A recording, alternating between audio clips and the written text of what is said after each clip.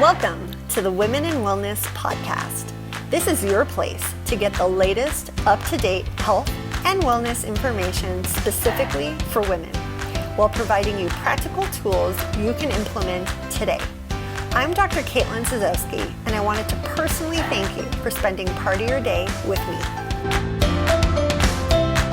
Hello, Women and Wellness Tribe. It is Dr. Caitlin, and I have another doctor with me today who is a naturopathic doctor. And actually, before I give you her name, there's something super cool that she accomplished. She was the fourth naturopathic doctor licensed in the state of California. So that's absolutely amazing. Thank you for essentially being a pioneer in this field, because I do believe that giving a voice out there to, lifestyle and supplements and nutraceuticals and bioidentical hormones and all of these things is so important. So thank you so much for what you do. And with me today, I have Dr. Amy Day, and we're actually going to talk about something that I think many of you are either currently going through or you're preparing yourself for going through it. And it's a topic that I don't think that we've given enough attention to. So we are going to be talking all things perimenopausal today, which thank you for bringing more attention to this beautiful time in a woman's life. So thanks for being with me today. Oh, thank you so much, Dr. Caitlin. It's really awesome to be here, and I'm thrilled to talk more about perimenopause. It is indeed such an important transition time in a woman's life to really embrace and learn how to smooth the journey and enjoy her body and hormone changes and everything through her 40s or so. So thank you so much for having me and for doing this wonderful podcast for everyone. Awesome. So for those of you that don't know, do you mind sharing what is perimenopause? Because there's a lot of definitions being thrown out there. There's a lot of timelines that women are told that, once you hit this age to this age, you're in perimenopause. But I don't actually think people really understand what that means. So what is perimenopause? Yeah, absolutely. It is. It's interesting. I've heard from so many patients where their doctors, you go in with your symptoms, whatever, they're like, oh, that can't be your hormones. You're not in menopause yet. And like disregarding all the years of shifts and changes that happen. So perimenopause, so to define, I like to think about your menstruating years like a bell curve. And, as a child, you're not menstruating, and then you go through puberty, right? So you go through puberty, you're kind of on this upswing, your body's figuring out how to have periods. Things can be kind of wonky during that time. And then things stabilize a bit through what's often referred to as the reproductive years, although it's not always all about reproducing, but there's, often some stability through the 20s and 30s. And then as we get into our 40s, we can be on the other side of that bell curve. So I like to think of and teach about perimenopause as puberty in reverse. So sometimes very similar things, like my body is changing and I don't understand what's happening, and I'm feeling grumpy and moody and I'm lashing out at everyone, or all of the questioning who I want to be when I grow up. That all can be going on and happening during this time frame also. So it can last. It varies definitely from woman to woman, but on average about 5 to 10 years of changing hormones and changing body and all that transition time that leads up to menopause. So menopause is much easier to definitively time on a timeline. It is technically when it has been exactly 1 year since the first day of your last period. So if you had a period on January 1st 1 year and then nothing throughout the next year, that next January 1st is technically menopause. And then the years after that are referred to as postmenopause. So perimenopause, there's no real definition to when it begins, but it ends when it's been 1 year since your last period. So it's kind of like puberty. When it begins, I mean, there are signs of puberty that happen before your first period, but there, you know, there's that marcation of your first period called menarche. And then when does puberty end? You know, it's like you're older in your teens or whatever, and things kind of start to stabilize out. So kind of like that, there are some signs about when perimenopause is beginning, but it's a little looser of when it starts, but it does end at menopause when it has been 1 year. Yeah, I love that. Puberty in reverse. I think I'm going to start to use that Please. because there is a lot of blurred lines, like you said, when it comes to those transition years. So transitioning from like puberty into the reproductive years, or, you know, the reproductive years transitioning into more of the menopausal, postmenopausal years. And those transitions there's a lot of blurriness between them because it's going to be so different for everybody. So what are some of, when you were saying signs that, you know, perimenopause might be setting in, or you might be in that transition period, what are some of the signs that women might be experiencing? Yeah. And again, because there's this 5 to 10 year window before menopause, this usually starts in one's 40s. But sometimes even in the late 30s or earlier can happen. And some women keep, you know, going like clockwork, not having any issues until their very late 40s or even early 50s. So that can be anytime in there. But most typically, if you're in your 40s and you're questioning whether your hormones are off, probably they are. So kinds of things, your periods changing is definitely, you know, one of the most common things. And the one thing that I like to joke about too is that the only thing you can count on in perimenopause is change. So you don't know what the change is going to be, or what, you know, when it's going to happen, or what kind of thing is going to be, but there's going to be change. And that can be the periods getting closer together. It could be the periods getting further apart. You could bleed for more days or less days. They can be heavier, they can be lighter. So any variation from what your normal had been is a sign that there's some change going on. So, and it's not linear. Things can change for a while and then kind of settle out again for even years, and then start to get disrupted again. So, you just described some menstruating women's cycles based on stress and, you know, other things that may be affecting their hormones during that time.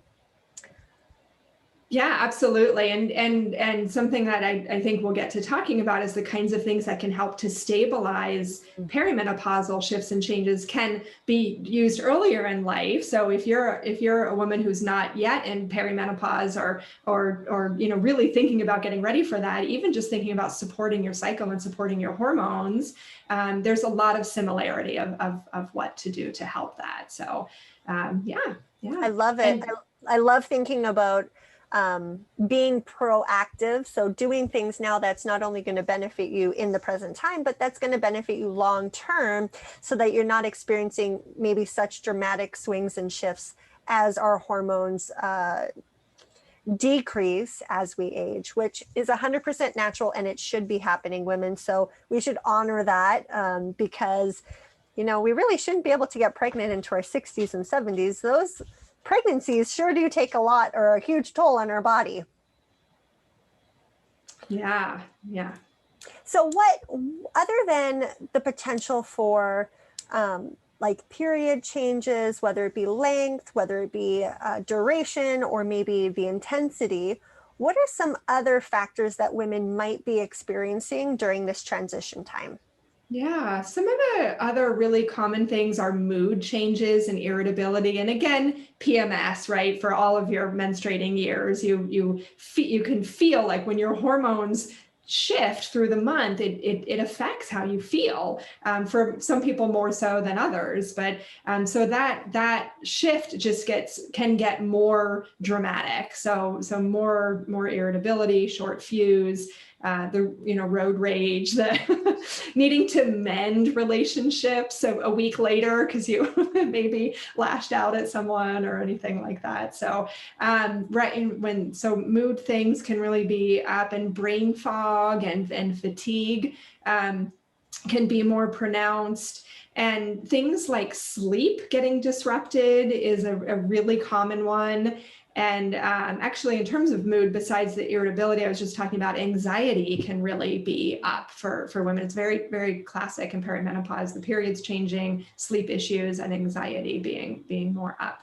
When you What say else? sleep issues, are you referring to like problems falling asleep, staying asleep, waking up, or a little Yes, and yes. Yeah, right. That getting that second wind and just like, say, getting your day started finally at nighttime, that kind of thing can be more pronounced. But also the waking in the middle of the night. And also, even though we associate, especially with menopause, things like hot flashes and night sweats, that can absolutely start happening in perimenopause also. So that can disrupt sleep too, or it can be happening during the day, just like needing to fan yourself off, or at night you just wake up feeling all hot and sweaty, you kick the covers off and then you get cold and then you put them back on again, and that whole rigmarole too. So that can definitely be happening during perimenopause.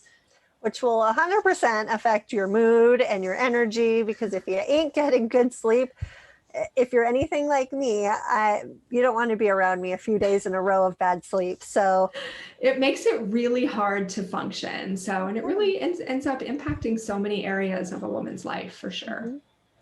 So why do you think more women are dealing with more significant symptoms of perimenopause now compared to before? Is it because we're talking about it more? Is it because we have more research? Or is there actually something that we're doing or not doing that's contributing to potentially these more dramatic shifts and swings in the hormones, which are resulting in these symptoms?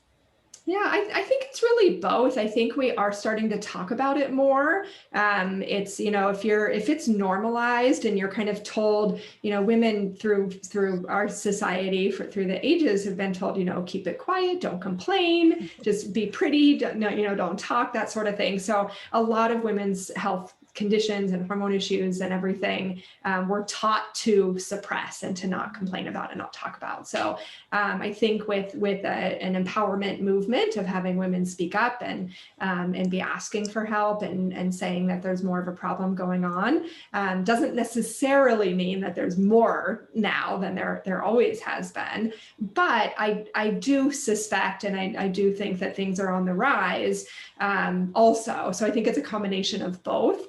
And to what that's attributed, I think the two biggest drivers are stress, the pace of life that we tend to Women run. don't have stress this No, not at all. What are you talking about? We're not trying to do it all the time and take care of everyone and everything else and forget to take care of ourselves. We don't do that.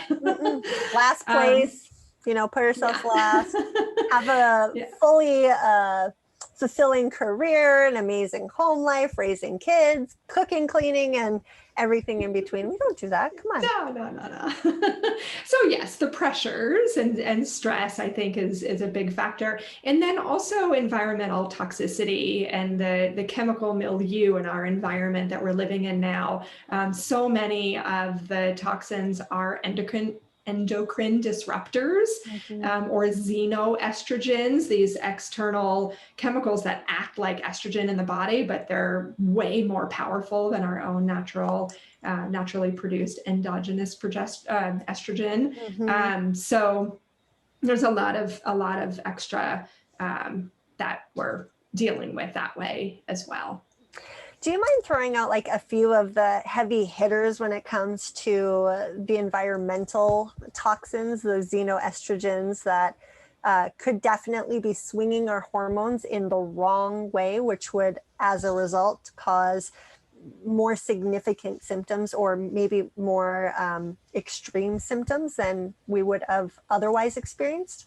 Right. I think one of the biggest ones that is so pervasive is coming through plastics. So there's the phthalates, which is spelled PHTH. So is how it starts, but phthalates. That's what makes plastic soft. So things like saran wrap or the softer plastics, this squeeze, the water bottles that can squeeze. Do people still use those water bottles? I know, not as much, but they're around. So it's just good to be aware of. So in saran wrap or plastic wrap is still like such a go-to, is so handy, in the kitchen or whatever, but it's really worth it to look for alternatives and to not use those things though. And the other big thing about plastics is BPA, the bisphenol A, and again, looking for BPA free is a good step, but really wanting to move away from plastics altogether. So going for glass, for example, as your water bottle, where, because most things that are still plasticky, even if they're labeled as BPA free, they're using other chemicals instead that just aren't as well known or as well recognized, right? BPS, I think, is one of the big ones that gets used as a substitute. So really just trying to look in your life, where is plastic showing up, and trying to move away from that in any ways that you can. Your storage containers, carrying around a metal straw and not using the plastic ones, and really stocking up on all the different shapes and sizes of glass Pyrex or so storage containers. The cotton that's soaked in beeswax that can be used to seal things. So yeah, all of those kinds of things really. And this is the kind of thing that I encourage people to not go overboard into stressing yourself out because of these things. So if you have to use one of these things here or there, it's really the cumulative effect and shifting over your habit so that you have less exposure over time. So love it. And I'm so glad you brought up the BPA free doesn't necessarily mean that it's healthy or good for us. But, in a pinch, that is way better than the alternative. So being mindful, because the last thing we want to do here, women, is stress you out even more, because stress is one of the things that throw our hormones out of whack in the first place. So if you're stressing out about, your home products and what you're eating and your kids and all these other things, it's not helping you out any which way, shape, or form. So yeah, so finding ways to make it easy, just like, I'm going to grab this instead of that. It's like just as easy because you've set your routines and your house and your shopping and everything up to have those replacement products just as readily available. Love it.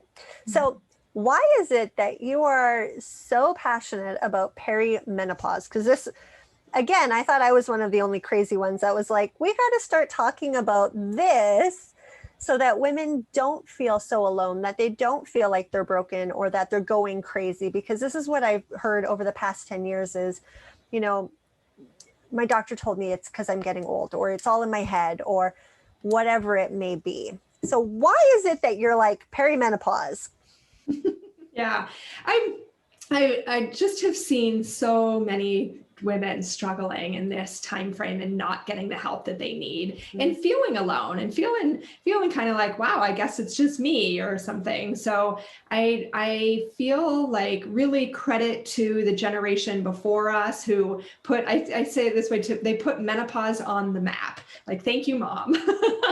And just, that there's even, did you know there's a musical, right? Menopause, the musical. And it's like talked about in media and everything, still not enough, but way more than it used to be. But still, women who are struggling with what I see very plainly as hormonal perimenopausal shifting kind of symptoms are told that they just have to deal with it. Like, sorry, there's nothing to be done. You just have to deal with this.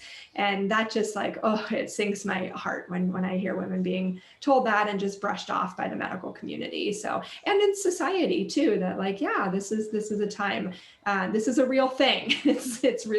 There are real changes happening, and it's understandable that you would feel the way that you do. And there's things that you can do to help it. And that empowerment aspect, I think, is so important to recognize that, yeah, maybe you can't get away with everything you used to in your 20s and 30s, like the pizza, the beer, the ice cream, like your body starts talking back to you.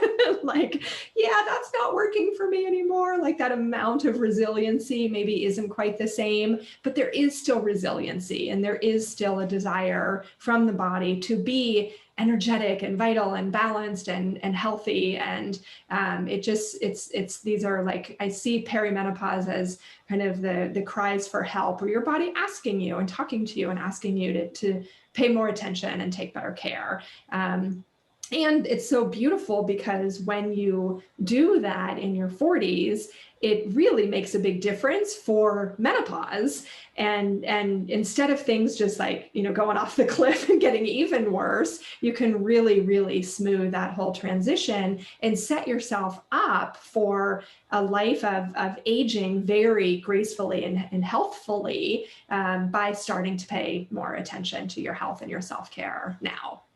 Oh, I love it. I could not agree more. And imagine how much easier this would be if we actually address this and talk about this even pre-puberty, like got women understanding and like loving the process of menstruating and the hormone changes so that we could support it throughout our entire lives versus, when our body's telling us, wait a minute, this isn't quite right, having to do something then. Wouldn't that be amazing? Wouldn't it? Yes. Yeah. And everyone who's listening to this podcast is a step in moving our society in that direction. So and you for hosting this, it's beautiful. And just, these are the conversations that are so important to be having that are helping to make that a reality. Absolutely. So what are some of the things that the Women in Wellness Tribe can start to implement now if they're expecting that they're going to be going into the perimenopausal years, or if they're currently in it and they're experiencing symptoms? What are some things that they can do to help alleviate, mitigate, control everything that they're dealing with? Yeah. So we talked about, we touched a little on cleaning up your environment and being aware of what kinds of things are influencing you. And then we talked a little bit about stress, which is my biggest message really is around reducing stress, because even those toxins, like that's a form of physical stress on our bodies, right? So physical, mental, emotional stressors that are going on that are challenging your system put your hormones on alert and make things more difficult to smooth out. So, and I totally get that it's easier said than done. I'm not saying like, just reduce your stress. Don't worry about it. Everything will be fine. That's, I get the realities of being a, working woman and mom and all the things going on in the world these days, and just all the pressures on us. So it's not reasonable to think that we just avoid stress altogether. But what we want to do is reduce the stresses that we can and be more purposeful about how we release stress and how we manage our stress and how we build our resilience so that when stressful things happen, we have more bounce back. So we're not just completely depleted all the time. So in the realms of nutrition and fitness and sleep and stress management and through supplementation or herbs, all of that can help our bodies to have that strength and ability to handle the stress. And our practices, stress relieving practices, really looking at where is stress coming from in your life? What are those sources of stress? And how can you be aware of that and start thinking and strategizing, okay, how could I reduce that? How can I delegate something or get a little help or be okay with doing something a little less perfectly, or, put some boundaries in place around certain things. So those kinds of practices, I think, are equally as important as what you're eating and how you're sleeping and all that too. Oh, 100%. I think stress is something that we all need to be mindful of, but I agree with you completely. Getting rid of every stressor in our life just isn't possible. But having the tools to help control it or maybe change it or work through it is going to make a huge difference. So, I'm pretty sure that all of my listeners understand that everybody is unique. Everybody has and needs a different approach. Everybody has different things going on, different nutritional needs, different sleep needs, different hormonal needs. But what would be some things like that you could generalize when it comes to maybe helping reduce stress or improving sleep, or maybe like a nutritional fact that would benefit majority of individuals out there? Yeah, I've so much to say on that. So I will pick a few things.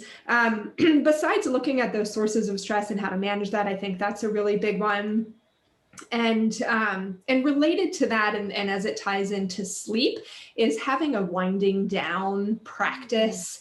If we're just like go and stimulation, and then we go to lay down at night and expect our bodies to do all of the restoration and recovery that our physical bodies and mind and brain need to do over the nighttime, really gifting yourself and granting yourself a space between your day and your night, to allow a calming winding down practice, even literally if it's one slow, deep breath. It's still worth doing. And if you can do more, do. That's, if you can have that buffer of 30 minutes, an hour, we recommend 2 hours off of screens before you try to lay down and go to sleep at night. Like having some, whatever is reasonable for you, but having that buffer can make such a difference in how your body processes things. The other thing for the daytime that really can make such a huge difference on the nutrition front is keeping your blood sugar stabilized. So that's going to be eating protein and good fats and lots of vegetables. So you have lots of fiber to stabilize. So you're not on a blood sugar roller coaster. As the nutritionist on our team talks about naked carbs. I think it's a funny way to think about it.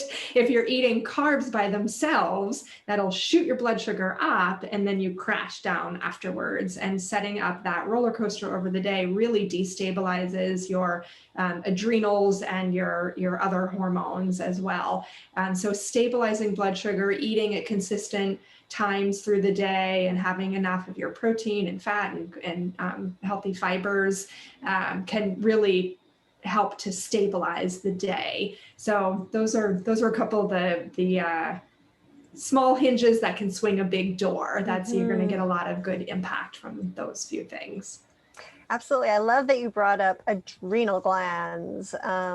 Do you mind diving more into the adrenals and how the adrenals may be the culprit behind women dealing with perimenopause symptoms, especially if they're dealing with it earlier in life, like late 20s, early 30s, because that is, in my personal opinion, just way too early. There's definitely things going on under the surface that need to be addressed.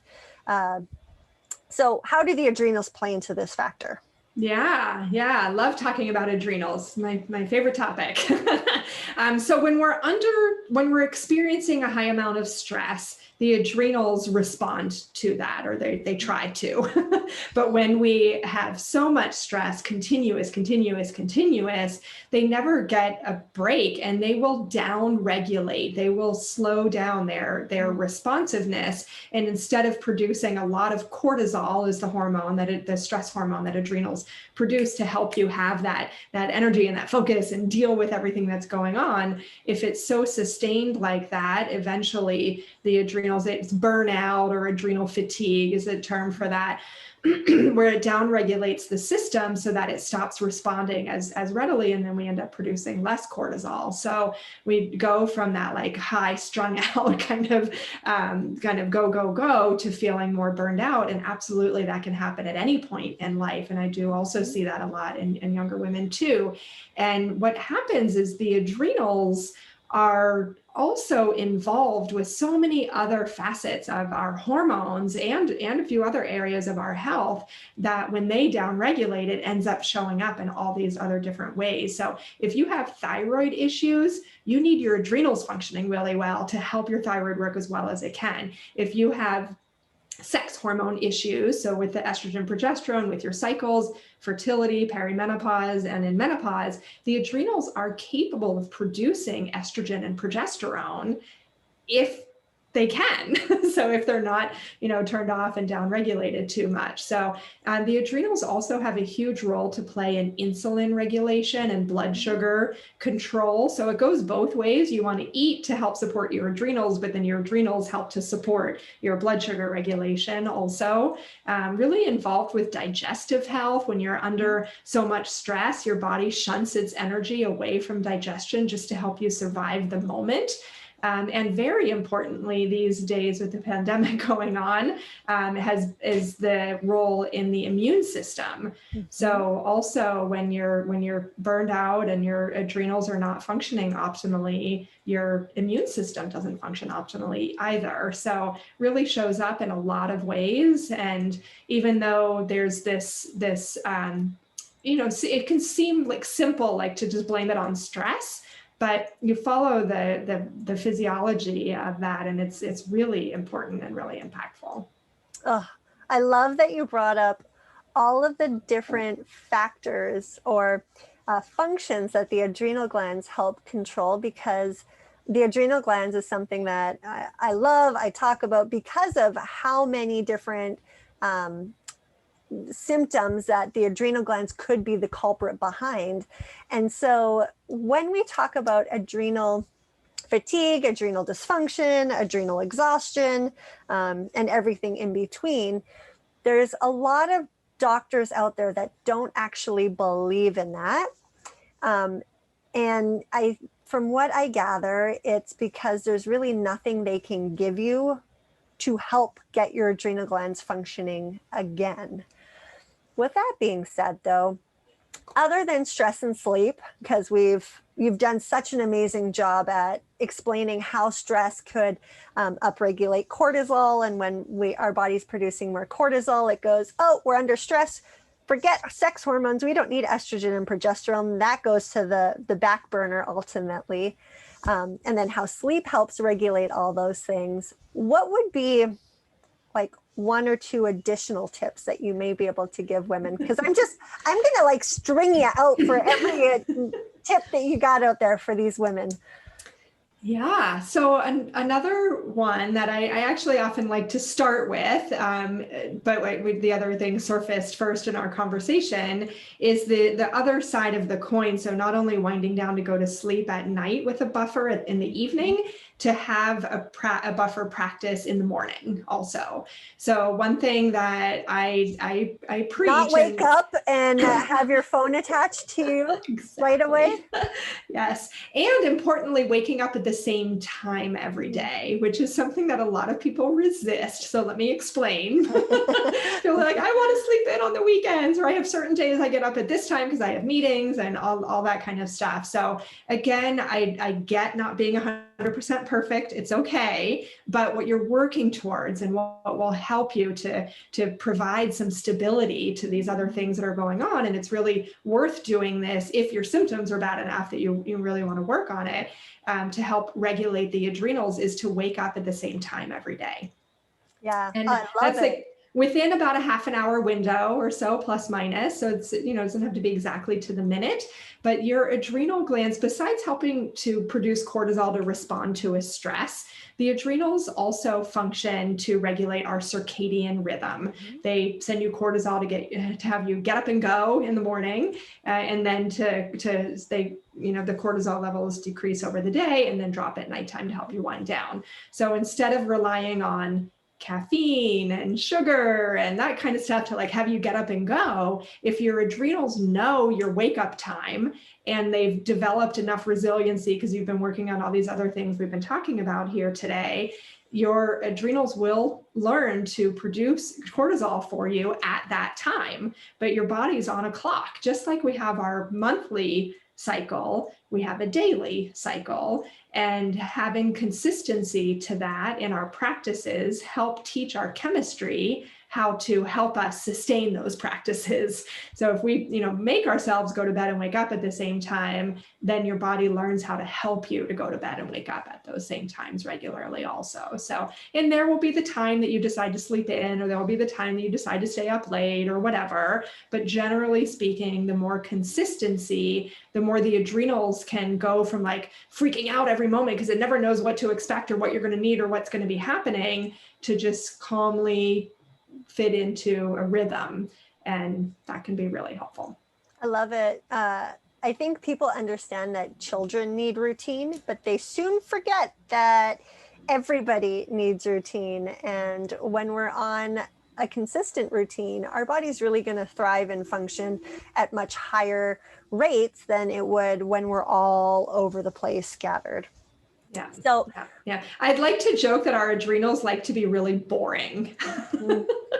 Just same thing, same time, every day, just really, really boring. So they really like that. But if you're a person who likes variety and likes to have a little spice in life and everything, like you can find ways to fulfill that part of yourself. If you're getting up, maybe instead of grabbing your phone and going to social media or news or whatever, like you do different kind of workouts, or you different kind of, getting outside, getting fresh air and sunshine, getting yourself going, but maybe finding different ways to do that. So you still have some variety, or, finding fun and fulfillment and other ways that aren't so destabilizing to your chemistry. So.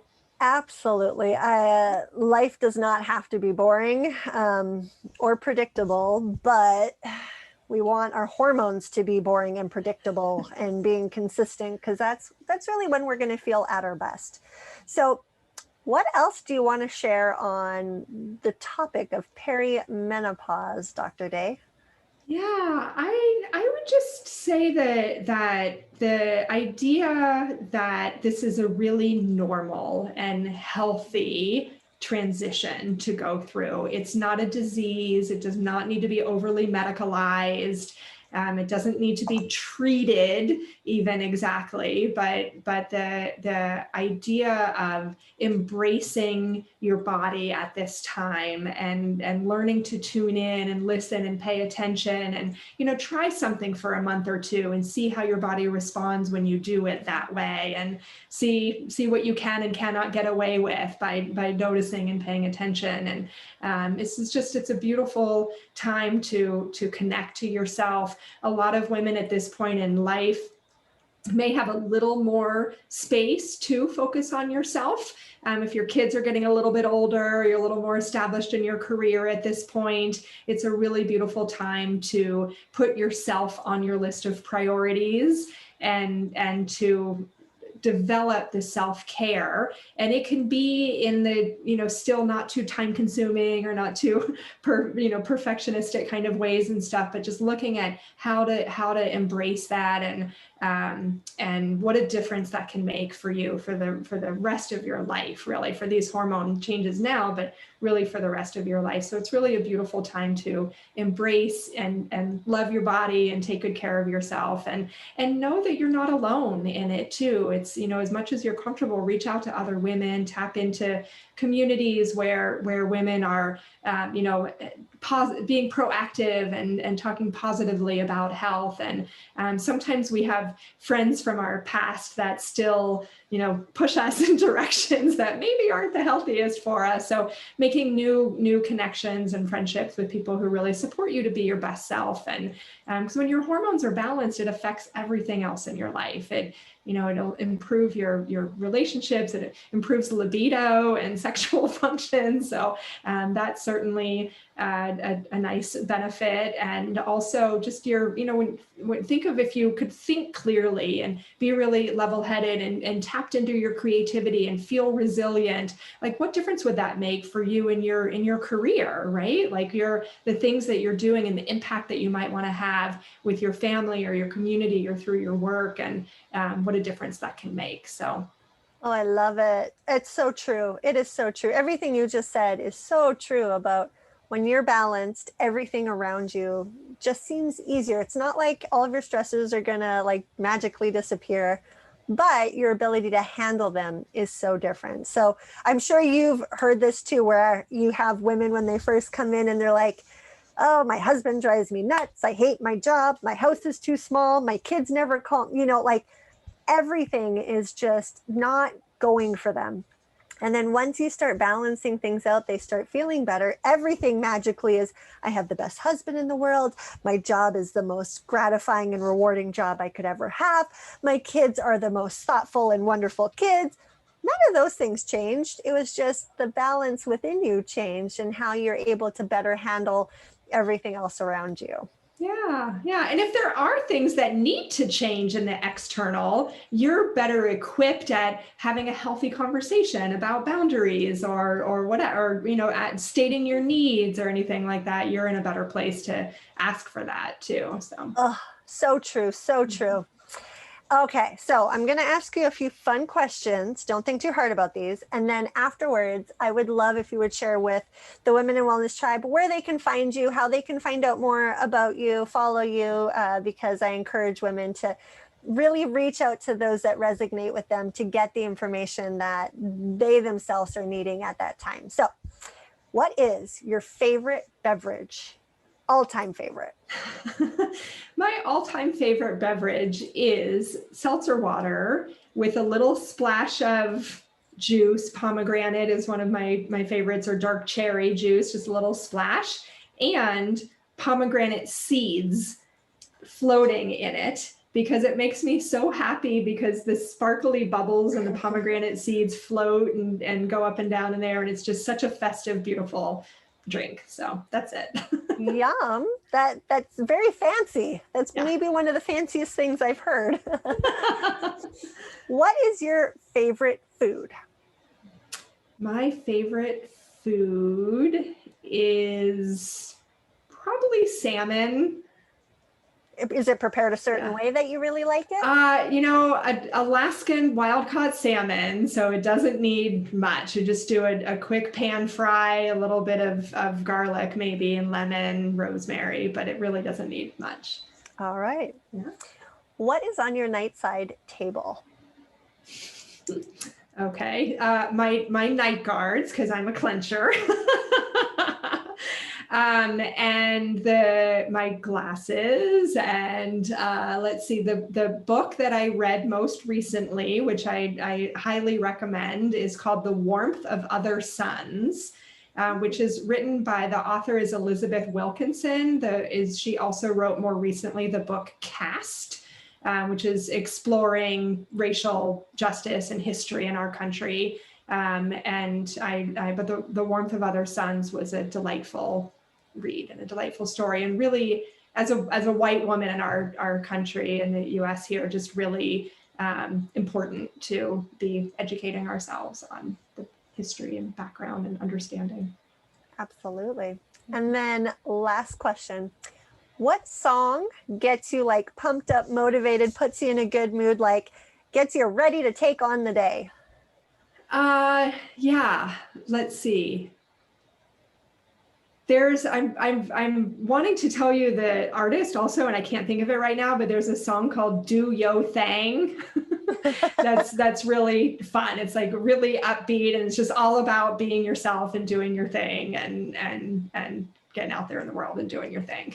Oh, I love it. And you're fully embracing it. You're doing your thing, sharing the world of the beautiful side of perimenopause and how it can be beautiful if it's not currently being beautiful or treating you well at the moment. So where can my listeners find you?